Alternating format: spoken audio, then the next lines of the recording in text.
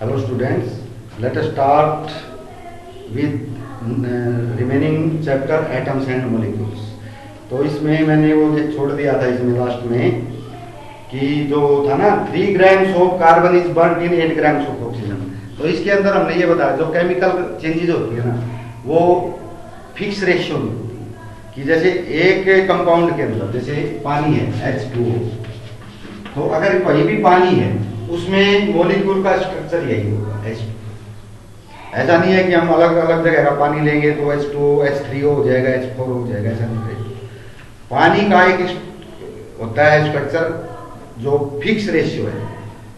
तो ये एक पोस्टुलेट है इसका एटॉमिक थ्योरी में कि जो एलिमेंट्स हैं वो to make compounds they combined in fix ratio, उनकी रेशियो हमेशा फिक्स होती है। तो अगर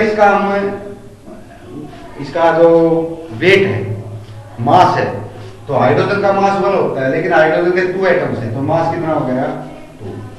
ये है ऑक्सीजन, ऑक्सीजन का 16 होता है मास, एक ही ऑक्सीजन तो 16। अगर इसका रेशियो निकालेंगे 1:8 आएगा। तो जो H2O होता है उसका रेशियो होता है 1:8। तो जब भी आएगा तो ऑक्सीजन और हाइड्रोजन, हाइड्रोजन और ऑक्सीजन, इनके जो वेट का रेशियो हमेशा 1:8 आएगा, चाहे कहीं का भी पानी किसी में भी मिला हुआ है, चाहे चीनी में है, चाहे नमक में है, या CaO कैल्शियम ऑक्साइड में मिला हुआ है पानी, कहीं भी पानी है, जहां पानी होगा उसका रेशियो यही आएगा। तो फिक्स रेशियो होता है। इसी प्रकार जो यह आता है इसमें कहा गया था कि 3 grams of carbon and 8 grams of oxygen are mixed so that 11 grams of carbon dioxide is produced। यानी कार्बन लिया 3 ग्राम, ऑक्सीजन लिया 8 ग्राम्स, तो CO2 बना 11 ग्राम्स, C+O वैसे CO2 बना 11 ग्राम्स। अब ये जो रेशियो है इसका 3:8 का, ये कैसे बनेगा? कार्बन का वेट होता है 12, मास कितना होता है कार्बन का 12, ऑक्सीजन का होता है 16, लेकिन 2 ऑक्सीजन है और 2 ऑक्सीजन गैस में 2 मॉलिक्यूल होते हैं, 2 एटम होते हैं, और 2 तो 16 तो 2 जा 32। इसका 32 ग्राम्स है, इसका 12 ग्राम्स है। इसको कर लें 4 3 जा 4 3:8 में मिलता है हमेशा जो बाई वेट। तो जो वेट होता है इसका वो 3:8 में होता है कार्बन डाइऑक्साइड गैस का। तो अगर हम इसमें 3 ग्राम लेंगे कार्बन और 8 ग्राम लेंगे ऑक्सीजन, तो 11 ग्राम्स कार्बन डाइऑक्साइड बनेगी। अगर इसने यही कहा कि अगर हम 3 ग्राम कार्बन ले लें, 40 ग्राम्स ऑक्सीजन ले लें, तो कितनी बनेगी? तो ऐसा नहीं है कि आपने 311 कर दिया, हम 40 आपके 40 है तो 40 में 3 ऐड करके 43 कर देंगे, ऐसे नहीं होगा। क्योंकि ये तो 3 ग्राम के साथ 8 ग्राम ही ऑक्सीजन ऐड होगी या रिएक्ट करेगी उसके साथ, बाकी ऑक्सीजन फ्री रहेगी, वो कोई रिएक्शन नहीं करेगी। तो जो कार्बन डाइऑक्साइड है वो 11 ग्राम बनेगी, चाहे आप यहाँ कितने भी ग्राम ले लीजिएगा। तो इसमें से अगर 3 ये है 8 ले लिया तो 32 ग्राम्स ऑक्सीजन बचेगी, तो ये बन जाएगा CO2, तो 11 ग्राम्स ही बनेगा।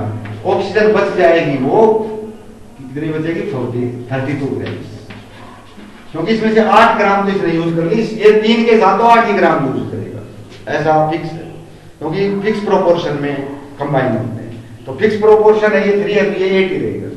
अब ये 40 ले लिया तो केवल 8 यूज होगा 8 ग्राम्स, बाकी 32 ग्राम्स यूज नहीं होगा, वो पीछे चलेगा। तो ये क्वेश्चन ये है। इसके बाद हम लेते हैं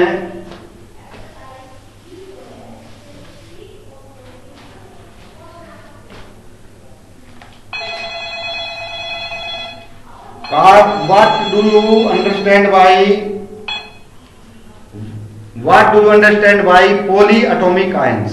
देखो हमने आयन की बात की थी, तो एक तो आयन होता है जैसे क्लोरीन है माइनस वैलेंसी होती है, आयन हो गया, माइनस वैलेंसी है। सोडियम है इसकी प्लस होती है, ये भी आयन हो गया। कैल्शियम है +2 होगी, ये भी आयन हो गया।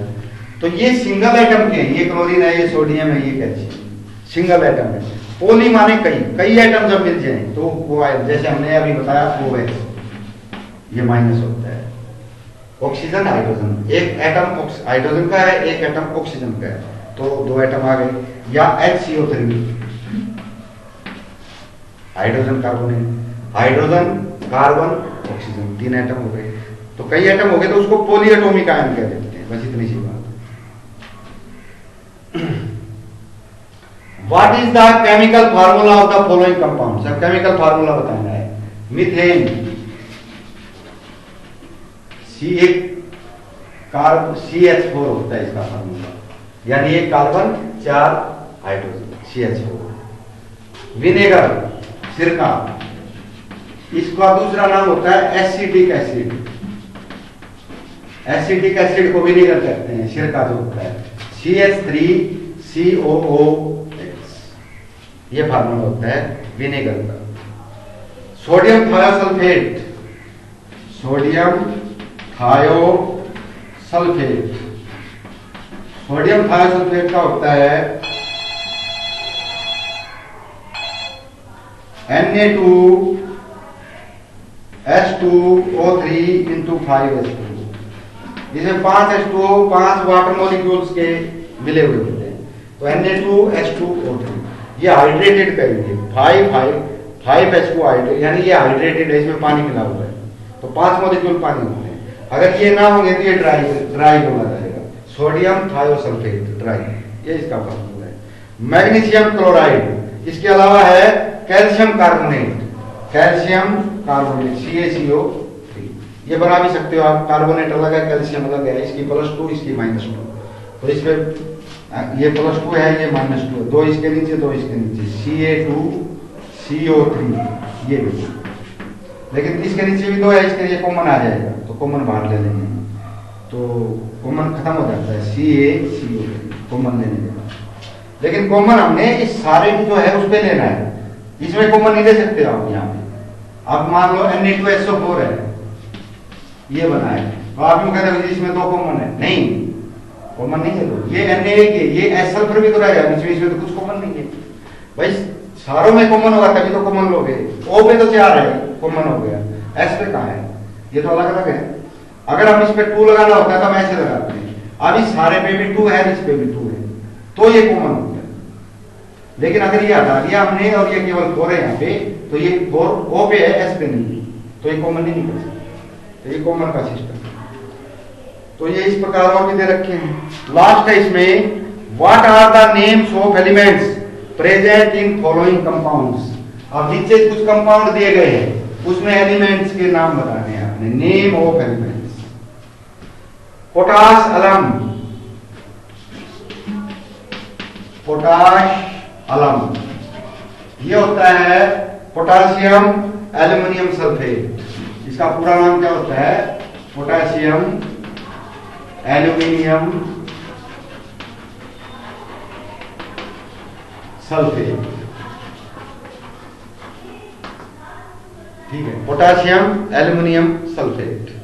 एलिमेंट्स है, पोटासियम है, एल्युमिनियम है, सल्फर है, ऑक्सीजन है, हाइड्रोजन है। क्योंकि